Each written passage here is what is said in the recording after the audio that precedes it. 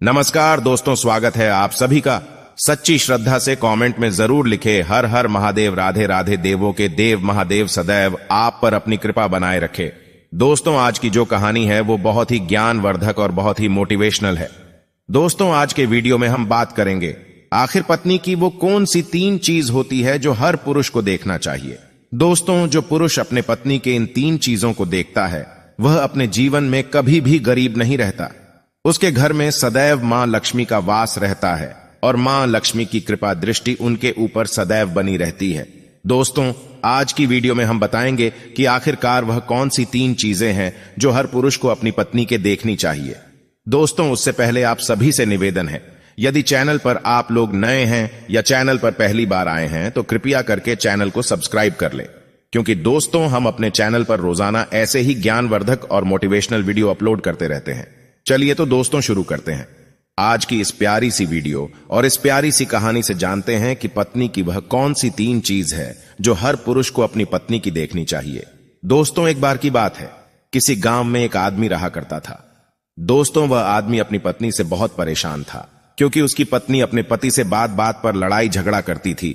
उसके घर में एकदम कंगाली छा गई थी। खाने के लिए घर में ना ही कोई दाने थे, ना ही पीने के लिए पानी और ना ही पहनने के लिए वस्त्र। दोस्तों, रोज रोज के इस कलेश से वह पुरुष अपनी पत्नी से परेशान हो गया था। दोस्तों, एक दिन की बात है, वह आदमी अपने घर से जंगल की तरफ निकल जाता है। दोस्तों, जंगल में जाते जाते उस आदमी को एक साधु से मुलाकात होती है। तब वह आदमी उस साधु के पास बैठ जाता है और वहां पर बैठकर रोने लगता है। दोस्तों, वह साधु उस आदमी को पूछते हैं कि पुत्र, आखिर तुम्हें हुआ क्या है, तुम क्यों रो रहे हो। तब वह आदमी उस साधु को बताता है कि महाराज, मेरे घर में मेरे पत्नी और मेरे 2 छोटे छोटे बच्चे हैं। मेरी पत्नी मेरी कोई भी बात नहीं मानती है, बात बात पर मुझसे लड़ाई झगड़ा करती है, जिसकी वजह से मेरा एक छोटा सा बिजनेस था वह भी बंद हो गया और अब हम घर में दाने दाने के लिए मोहताज है। हमारे घर में खाने के लिए कुछ भी नहीं है, पीने के लिए पानी नहीं है और पहनने के लिए वस्त्र नहीं है। लेकिन मैं अपनी पत्नी को समझाता हूं कि लड़ाई झगड़े ना करें। इसके बावजूद भी वह घर में रोज लड़ाई झगड़ा करती है। इस वजह से मैं बहुत दुखी हूं और बहुत परेशान हूं, इसलिए मैं घर छोड़कर आपकी शरण में आया हूं। दोस्तों, वह साधु महाराज उस आदमी को बोलते हैं कि पुत्र तुम रो मत, आज मैं तुम्हें ऐसे 3 चीज बताने जा रहा हूं। जो पुरुष अपनी पत्नी की 3 चीजों को देखता है वह पुरुष अपने जीवन में कभी भी गरीब नहीं रहता है और ना ही उसके घर में कभी लड़ाई झगड़े होते हैं और उसके बिजनेस में तरक्की होती है। दोस्तों, तो वह साधु महाराज उस आदमी को बताते हैं कि मैं तुम्हें जो बातें बताने जा रहा हूं उन 3 चीजों को गांठ बांध लो। तब वह आदमी उस साधु महाराज की बातें बहुत गौर से सुनता है और साधु महाराज से बोलता है कि प्रभु, आप मुझे जल्द से जल्द बताइए वह कौन से 3 चीज है जो हर पुरुष को अपने पत्नी की देखनी चाहिए। दोस्तों, तब वह साधु महाराज उस आदमी को एक कहानी सुनाते हैं। तो चलिए दोस्तों, गुरुजी से ही सुनते हैं इस कहानी के बारे में। दोस्तों, किसी नगर में एक सेठ रहा करता था। उस सेठ का बहुत बड़ा व्यापार था। उसके घर में सेठ और उसकी पत्नी रहा करते थे। उस सेठ और सेठानी में आपस में बहुत प्रेम था। उनके घर में कभी भी लड़ाई झगड़ा, किसी प्रकार का कोई अंधा क्लेश नहीं होता था। इसलिए उसके घर में सदैव मां लक्ष्मी का वास रहता था और उनके बिजनेस में दिन दुगनी रात चौगुनी तरक्की होती थी। उन सेठ सेठानी में इतना प्रेम था कि आसपास के लोग उनके इस प्रेम को देखकर जल जाया करते थे। दोस्तों, सेठ और सेठानी के इस प्रेम की मिसाल हर गांव वाले देते थे। ऐसे कर करके उस सेठ और सेठानी की बात उस गांव की राजा तक भी पहुंच जाती है। दोस्तों, जब सेठ सेठानी की बात उस राजा के पास पहुंचती है तो वह राजा भी उनके प्रेम की मिसाल की तारीफ करते हैं और कहते हैं, हमारे गांव में एक पुरुष और स्त्री ऐसे भी है जिनके घर में कभी भी लड़ाई झगड़ा नहीं होते हैं। उन दोनों में आपस में इतना प्रेम है कि जितना मैं आज तक अपने जिंदगी में कभी भी नहीं देखा। दोस्तों, एक बार की बात है, वह राजा पूरे नगर में ढिंढोरा पिटवाते हैं और कहते, इस राज्य में जितने भी लोग हैं वो सभी लोग अपने अपने घर में दिया जलाकर रखेंगे। तब राजा की रानी अपने राजा से पूछते हैं कि महाराज, आखिरकार आप सभी के घर में दिया क्यों जलवा रहे हैं। राजा रानी की बात सुनकर रानी को बोलते हैं कि दीपक प्रेम की निशानी होती है। जिसके घर में दीपक जलता है उसके घर में सदैव ही प्रेम बना रहता है और मैं चाहता हूं कि जो प्रेम सेठ और सेठानी के बीच में है वही प्रेम हमारे इस नगर में, हमारे इस राज्य में हर पति और पत्नी के बीच में हो। इसलिए मैं हर घर में दीपक जलाना चाहता हूं। दोस्तों, राजा की सैनिक पूरे नगर में ढिंढोरा पीटते हैं और बोलते हैं सभी के घर में दीपक रात भर जलना चाहिए। दोस्तों, राजा की बात मानकर सभी नगरवासी अपने अपने घर में दिया जलाते हैं, लेकिन जैसे ही आधी रात होती है सभी के घर के दीपक बुझ जाते हैं, लेकिन उस सेठ और सेठानी के घर की दीपक कभी भी नहीं बुझती है, क्योंकि दोस्तों दीपक प्रेम की निशानी होती है और जो सेठानी थी वह अपने घर की दीपक को सदैव जलाए रखती थी, जिससे सेठ और सेठानी का प्रेम बरकरार रहे। लेकिन दोस्तों, जो सेठानी थी वह अपनी मनमानी काम करती थी, उसका जो मन करता था वह वही काम करती थी, लेकिन सेठ को इस बात से कभी भी कोई दिक्कत नहीं होती थी, क्योंकि सेठ बहुत समझदार था। वह सोचता था कि यदि मैं अपनी पत्नी को रोक टोक करूंगा तो घर में बेवजह ही लड़ाई झगड़ा होंगे। दोस्तों, इसीलिए सेठ सेठानी की कई चीजों को और कई बातों को अनदेखा करता था। वह सेठ इसलिए अनदेखा करता था ताकि पति पत्नी में वह प्रेम और व्यवहार बना रहे। एक दिन की बात है दोस्तों, राजा और रानी अपने छत के ऊपर खड़े होकर अपने नगर का नजारा देख रहे थे और वह राजा और रानी देखते हैं कि उनके पूरे राज्य में अंधेरा था, लेकिन सिर्फ एक सेठ और सेठानी का ही गांव का घर था जहां दीपक जल रहा था। दोस्तों, तब राजा रानी से बोलता है कि देखो सेठ और सेठानी में कितना प्रेम है, सभी के घरों का दीपक बुझ गया है, लेकिन सेठ और सेठानी के घर का दीपक अभी भी जल रहा है। इसका मतलब यह है कि इस सेठ और सेठानी में बहुत ही ज्यादा प्रेम है। तब रानी अपनी राजा से बोलती है कि महाराज, सेठ और सेठानी में जो भी प्रेम है वो इसलिए है क्योंकि सेठानी समझदार है, इसलिए सेठ के घर में प्रेम है। दोस्तों, जब राजा रानी की बात सुनता है तब राजा बोलता है कि नहीं महारानी, यहां पर सेठ ज्यादा समझदार है, इसलिए उनके घर में कभी भी लड़ाई झगड़ा नहीं होती है। दोस्तों, रानी बोलती है कि सेठानी समझदार है, राजा बोलते हैं कि नहीं, सेठ समझदार है। दोस्तों, सेठ और सेठानी की बात को लेकर राजा और रानी में बहस होने लगा।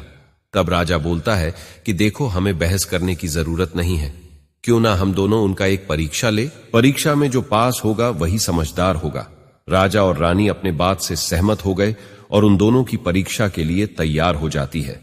दोस्तों, तब राजा अपने महल में जाता है और अपनी दासी को बुलाता है और वह अपने दासी से बोलता है, उस सेठ के पास जाओ और जो जो प्रश्न मैं तुमसे बोल रहा हूं वह तुम सेठ को बोलना। वह दासी बोलती है, ठीक है महाराज।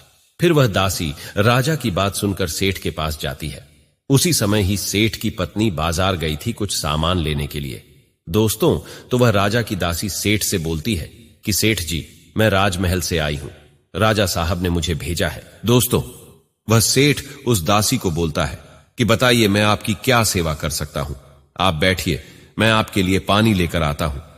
तब वह दासी सेठ से बोलती है, नहीं सेठ जी, मैं राजा की दासी हूं, बस आपके पास राजा के समाचार लेकर आई हूं।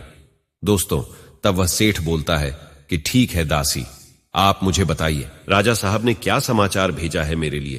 तो दोस्तों, वो दासी सेठ से बोलते हैं कि सेठ जी, राजा साहब ने मुझे ये बोले हैं, यदि तुम अपनी पत्नी को छोड़ देते हो तो वह तुम्हें खूब सारे हीरे और जवाहर देंगे, तुम्हें राजमहल में एक अच्छे पोस्ट पर नौकरी भी देंगे।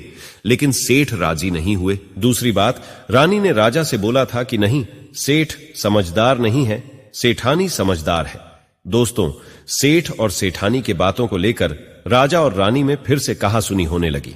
तब रानी राजा से बोलती है कि तुमने सेठ की परीक्षा ली है, मैं भी सेठानी की परीक्षा लेना चाहती हूं।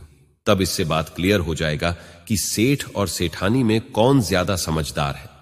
तो वह राजा रानी को आदेश देता है कि प्रिय, तुम भी एक बार सेठानी की परीक्षा ले लो। तब रानी अपने राजमहल से एक दास को उस सेठानी के पास भेज दिया और अपने दास से बोलती है कि जो मैं तुम्हें बोल रही हूं ये सारी चीजें जाकर उस सेठानी को बोलना। तब राजा का दास उस सेठानी के पास जाता है। इधर से सेठ अपने काम के सिलसिले में कहीं बाहर गया हुआ था, घर पर सेठानी ही अकेली थी।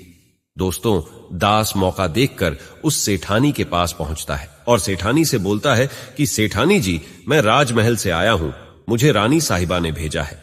दोस्तों, तब वह सेठनी बोलती है, ठीक है, बताइए किस लिए तुम्हें रानी साहिब मेरे पास भेजा है। दोस्तों, तब वह दास सेठानी से बोलता है कि रानी साहिबा ने बोला है कि यदि तुम अपने पति को छोड़ दोगी तो वह बहुत सारे हीरे जवाहरात देंगे, और अगर तुम अपने पति को मार दोगी तो वह तुम्हें अपने राज्य का आधा हिस्सा दे देंगे। दोस्तों, दास की बात सुनकर सेठानी तैयार हो जाती है और कहती है, ठीक है, यदि रानी साहिबा अपने राज्य की आधा हिस्सा मुझे देंगी तो मैं अपने पति को मार दूंगी। दोस्तों, तब उस राजा का दास उस सेठानी से बोलता है कि मुझे कैसे पता चलेगा कि तुमने सेठ जी को मार दिया है। दोस्तों, तब सेठानी राजा के दास से बोलती है कि मेरे घर में जो दीपक जल रहा है वह तुम्हें दिख रहा है। तब दास बोला, हां दिख रहा है। तब सेठानी उस राजा के दास से बोलती है कि जब मैं अपने पति को मार दूंगी तो मैं यह दिया बुझा दूंगी तो तुम्हें पता चल जाएगा कि मैं अपने पति को मार दिया है। अब वह दास सेठानी की बात सुनकर राजमहल को वापस लौट जाता है और राजा और रानी से यह सारी बात बताता है। सेठानी की बात सुनकर रानी बहुत अचंभित हो जाती है और रानी को स्त्री जाति से नफरत होने लगती है। दोस्तों, तब वह राजा अपने सारे दास दासियों के साथ सारे सैनिकों को बुलाता है और बोलता है, देखो, मैं यह नहीं चाहता हूं कि राजा और रानी की वजह से किसी निर्दोष की जान जाए। तुम ऐसा करो, उस सेठानी के घर जाओ और उस सेठ को सारी बातें बता दो और उस सेठ को बचा लो। दोस्तों, इधर दास और दासी सेठानी के घर पर जाते हैं और सोचते हैं कि सेठानी तो सेठ को रात में मारेगी और दिया भी बुझाएगी। इससे पहले ही हम सेठानी के घर में हमला बोल देते हैं। दोस्तों, इधर रात भी नहीं हुई थी, शाम का समय था और जैसे ही राजा के सैनिक सेठानी के घर पर धावा बोलते हैं तो देखते हैं कि सेठ पहले से ही मरा हुआ है। दोस्तों, तब राजा और रानी के दास दासी उस सेठानी से बोलते हैं, सेठ जी तो मरा पड़ा है, लेकिन सेठ को तो तुम्हें रात में ही मारने के लिए बोला गया था।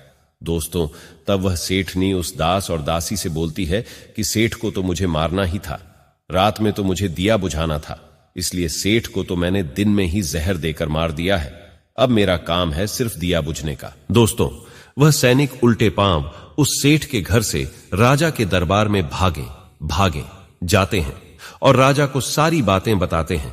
दोस्तों, राजा क्रोध से आग बबूला हो जाता है और उसको स्त्रियों से घृणा होने लगती है और वह अपने सैनिकों को भेजता है कि उस सेठानी को बंदी बनाकर लाए। तब राजा के सैनिक उस सेठानी को बंदी बनाकर राजा के राज दरबार में पेश करते हैं।